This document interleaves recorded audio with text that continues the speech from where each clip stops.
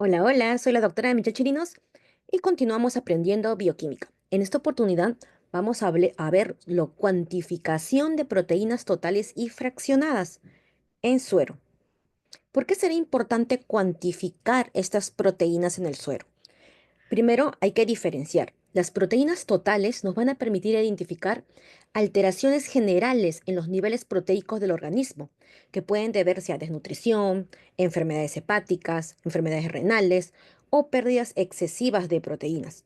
¿Ok? Mientras que las proteínas fraccionadas o proteínas parciales nos van a permitir analizar por separado componentes como por ejemplo albúmina, como por ejemplo globulinas, facilitando el diagnóstico de trastornos más específicos. Por ejemplo, mieloma múltiple, cirrosis hepática, enfermedades autoinmunes o infecciones crónicas. Es decir, que determinar las proteínas, tanto totales como fraccionadas, es importante para poder determinar el estado de este paciente, si se encuentra sano, saludable o si presenta algún tipo de enfermedad.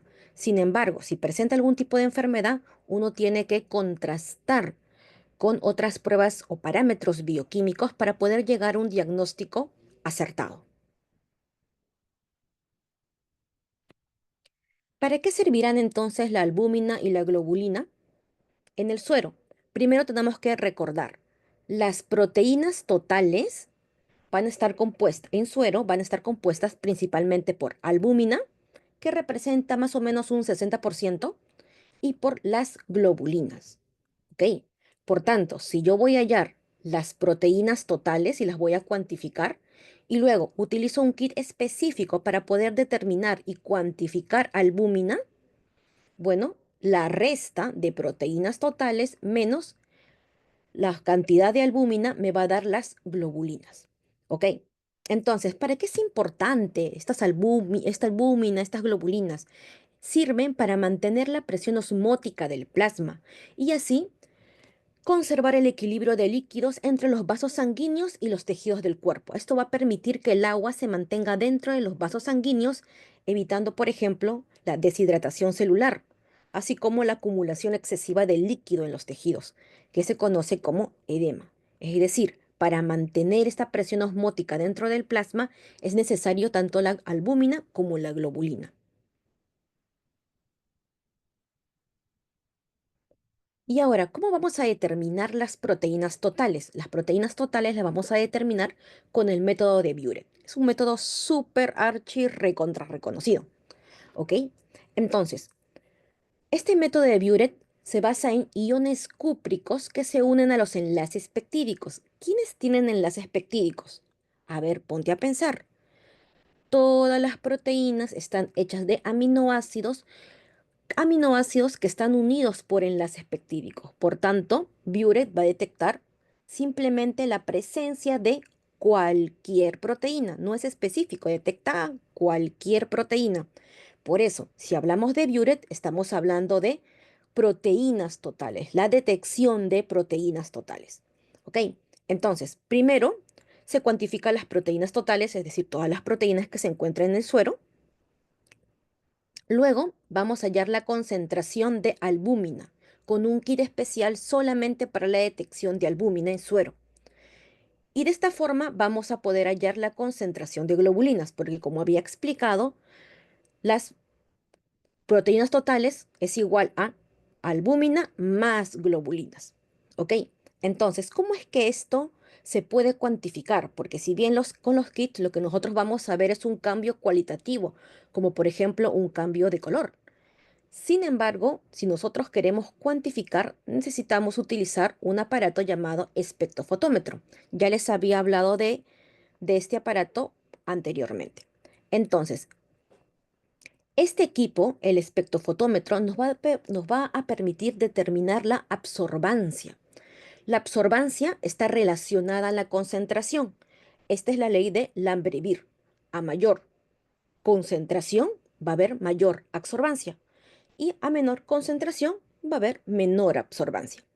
Entonces, por ejemplo, a nosotros los peruanos nos encanta tomar chicha morada. Muchas de estas reacciones bioquímicas las vamos a poder apreciar a simple vista. Vamos a ver un cambio de color e inclusive nos vamos a dar cuenta que algunos van a estar como que más oscuritos y otros un poquito más claros, como si estuvieran un poco más diluidos. Eso también está relacionado en la concentración. Por ejemplo, esta chicha morada es la que normalmente nos dan. Y puedes observar que este es su color, es un morado casi negro, es bien intenso. Mientras que a veces, cuando ya queda poca chicha, lo que hacen las personas para seguir vendiendo es que le agregan agua. Y tú te das cuenta que está diluido, se nota a simple vista. Si nosotros cuantificáramos eso en el biofotómetro, podríamos determinar, en el espectrofotómetro, perdón, podríamos determinar que esta chicha de acá tiene mayor concentración del analito, mientras que esta de acá tiene una menor concentración. Por tanto, esta que está más concentrada va a tener una mayor absorbancia, mientras que esta que está menos concentrada va a tener una menor absorbancia. ¿Ok? Y esto se va a lograr midiendo la absorbancia en el espectrofotómetro. Entonces, una vez que nosotros hayamos colocado nuestras muestras en el espectrofotómetro, para poder cuantificar, siempre necesitamos un estándar. Un estándar tiene ya una concentración conocida. Entonces, en el video pasado nosotros habíamos visto dos métodos para cuantificar: por curva de calibración. Con varios estándares construyo una línea recta que me da una ecuación de línea recta y tengo que hacer un poquito de matemáticas. Sin embargo, también lo podemos hacer con el método de factor de calibración, que es el que vamos a utilizar ahora. ¿Ok? Entonces, recuerda, nosotros podemos utilizar varios estándares, por tanto, nuestra ecuación, nos vamos a poder construir una línea recta para hacer el método uno, curva de calibración, o podemos hacer el método 2, que es factor de calibración. Este factor de calibración también se puede hacer con varios estándares. Yo, por tanto, tendría varios factores de calibración, uno por cada estándar. Y el factor de calibración promedio sería el que yo voy a utilizar. Sin embargo, podemos utilizar solamente un estándar, como es lo que se hace usualmente. Y lo vamos a ver en un Excel para que se pueda entender. ¿Ok? Entonces, yo les había mencionado que las proteínas totales las vamos a determinar por Biuret. En este caso, Biuret, como dice aquí, se basa en la reacción entre los iones de cobre, los iones cúpricos que yo mencioné, del reactivo de Biuret y los átomos de nitrógeno de los enlaces peptídicos de las proteínas. Es decir, se va a formar un complejo de cobre, va a desnaturalizar a la proteína porque se está uniendo y está detectando cada enlace peptídico, justamente por el nitrógeno. ¿Ok? Y esto va a producir un color azul a morado, es decir, va a cambiar de un azulito muy bonito, como el de acá, entre un azul a celeste negativo, a un color morado, que sería una reacción positiva porque está detectando dentro de las muestras a las proteínas, ya que las proteínas, como ya había mencionado, son aminoácidos unidos por enlace peptídico. Acordémonos de eso. Ahora, cuando uno va a medir en el biofotómetro, necesita colocar una longitud de onda, como había explicado en el video pasado. Esa longitud de onda que uno va a utilizar en el caso de Biuret es 540 nanómetros, que es el pico de absorbancia óptima. ¿Qué significa? ¿Absorbe solamente a 540 nanómetros? No, absorbe a varias longitudes de onda, pero la longitud de onda que yo debo utilizar es la óptima. ¿Cuál es esa longitud de onda óptima? Es en la cual la absorbancia haya sido la mayor. Por ejemplo, aquí ustedes pueden observar que hay diferentes longitudes de onda. Aquí están las absorbancias y este piquito de acá corresponde a la absorbancia máxima, la absorbancia óptima. Por tanto, ese es el que yo debería elegir, esa longitud de onda. En el caso de Biuret, ya otros ensayos han determinado que esa absorbancia óptima es de 540 nanómetros. Entonces, una vez que haga la reacción de Biuret, que la vamos a ver primero de forma cualitativa, cómo va a cambiar de azulito a moradito, luego vamos a hacer lo mismo para el estándar, vamos a hacer algunos cálculos Y ya, habiendo determinado la concentración de proteínas totales, ahora vamos a determinar la concentración de albúmina. Y para cuantificar la albúmina, debemos recordar que la albúmina tiene un carácter catiónico. ¿Qué quiere decir eso? Que tiene cargas positivas, ¿ok?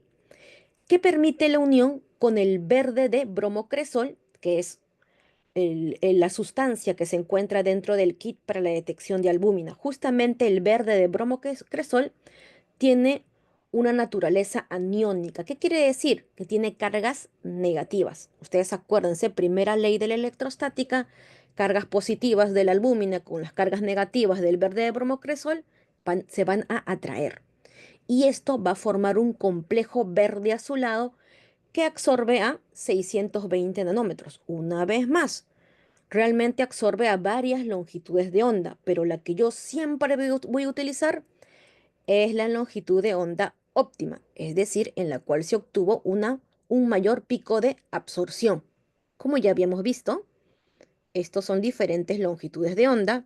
Aquí están las absorbancias y el pico mayor.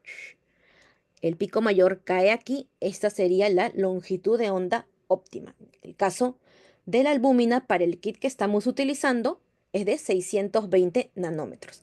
Y lo que vamos a observar es cómo va a cambiar de amarillo a un verde azulado, bien bonito también. ¿Y las globulinas? ¿Qué pasa con las globulinas? ¿Cómo las vamos a detectar? Recordemos que las proteínas totales en el suero son igual a la albúmina más las globulinas, representando la albúmina el 60%.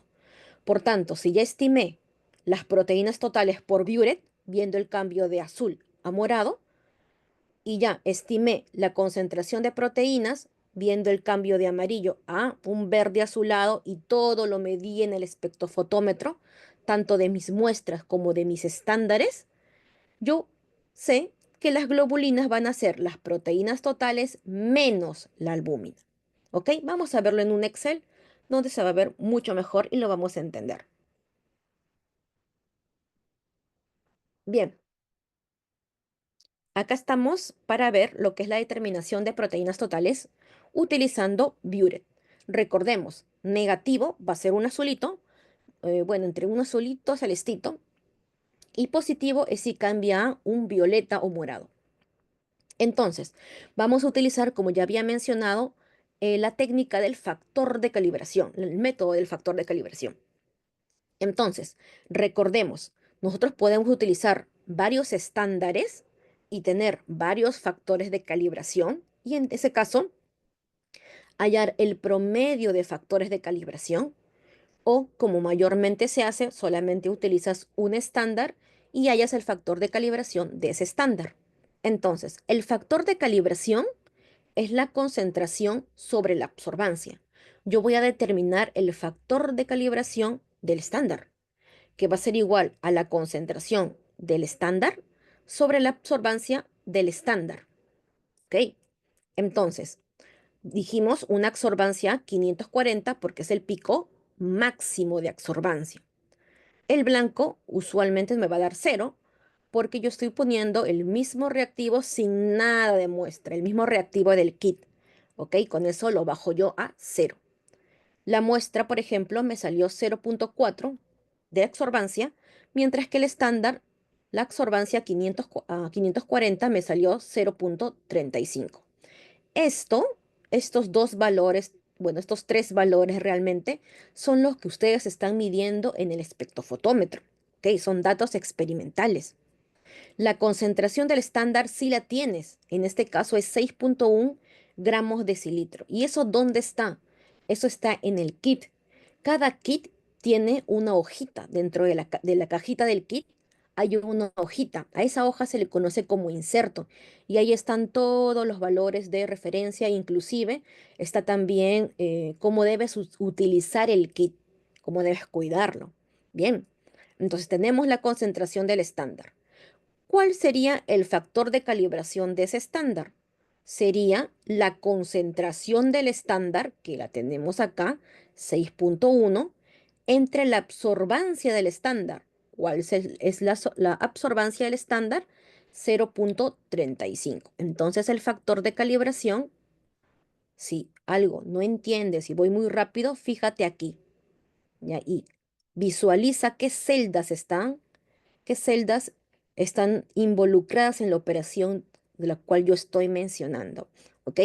Entonces, factor de calibración, concentración, sería 6,1, entre absorbancia del estándar 0,35. 6,1 entre 0,35 me da 17,43. Y ese 17,43 es el factor de calibración del estándar. ¿Cómo hallo la concentración de la muestra entonces? Si el factor de calibración es igual a la concentración sobre la absorbancia, yo puedo despejar. Esta absorbancia está dividiendo. Si yo quiero hallar solamente la concentración sería factor de calibración por absorbancia. ¿Ok? Entonces la concentración de la muestra va a ser el factor de calibración, ¿cuál era? 17,43 por la absorbancia. Si quiero hallar la concentración de la muestra, la absorbancia tiene que ser de la muestra. ¿Cuál es la absorbancia de la muestra? 0,4. Es decir, 17,43 por 0,4 me da 6,97 y me copio. Me copio las unidades del estándar. ¿Cuáles eran? Gramos decilitro. ¿Ya? Entonces tengo la concentración de la muestra, que esto es lo que uno le reporta al paciente. Ahora, lo que yo tengo que ver es cuáles son los valores de referencia. Estamos en Buret, es decir, estamos detectando proteínas totales.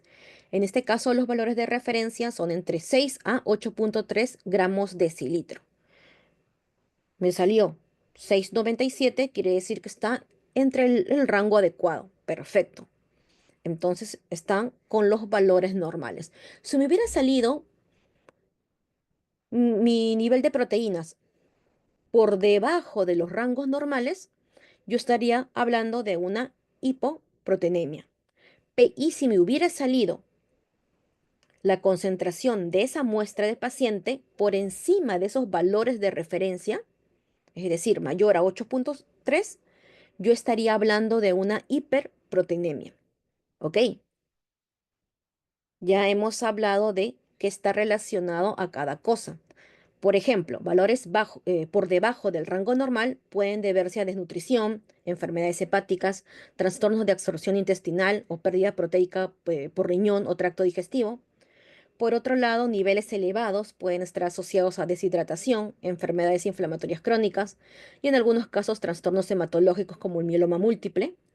Pero siempre para poder interpretar este parámetro se requiere análisis complementarios y un contexto clínico del paciente para llegar a un diagnóstico preciso. No solamente se basen en lo que yo les estoy informando aquí.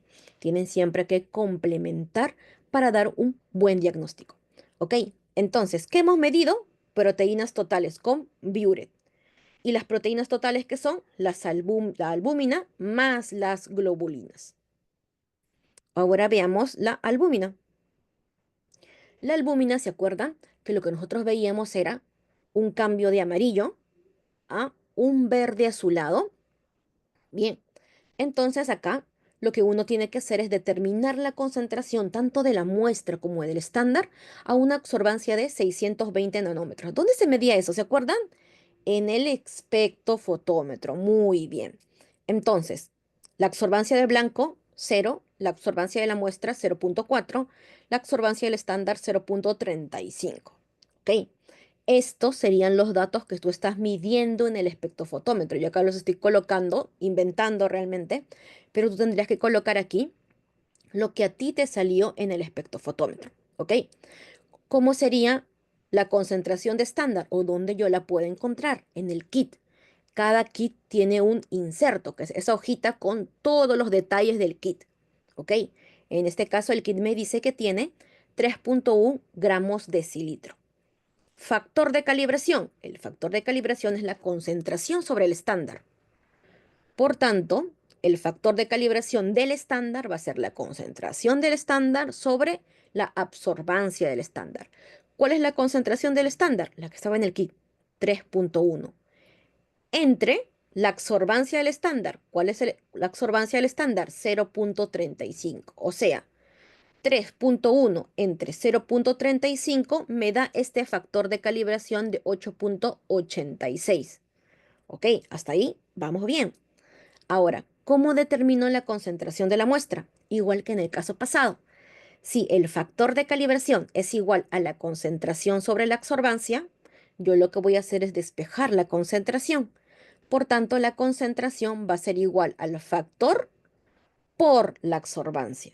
Si yo quiero determinar la concentración de la muestra, voy a multiplicar el factor de calibración que acabo de hallar, que es del estándar, por la absorbancia de la muestra, porque la concentración de la muestra está relacionada con la absorbancia de la muestra. ¿Ok? Entonces, en este caso, sería el factor de calibración, que es 8,86, por ti, ti, ti, ti, ti, ti, absorbancia de la muestra, 0,4. Y me da 3,54. ¿Qué? Acuérdense, ustedes siempre tienen que poner las unidades. ¿Qué unidades? Me copio de las unidades del estándar. Si el estándar está en gramos decilitro, la concentración de mi muestra también va a estar en gramos decilitro. Ok, 3,54 está también dentro de los valores de referencia. ¿Ya? Es decir, que el paciente está bien, al menos con estos datos. Ahora, si estuviera por debajo de estos valores de referencia para albúmina, estaríamos hablando de hipoalbuminemia. Si estuvieran por arriba de estos valores de referencia, es decir, mayor a 4,8 gramos decilitro, estaríamos hablando de hiperalbuminemia. ¿Ok?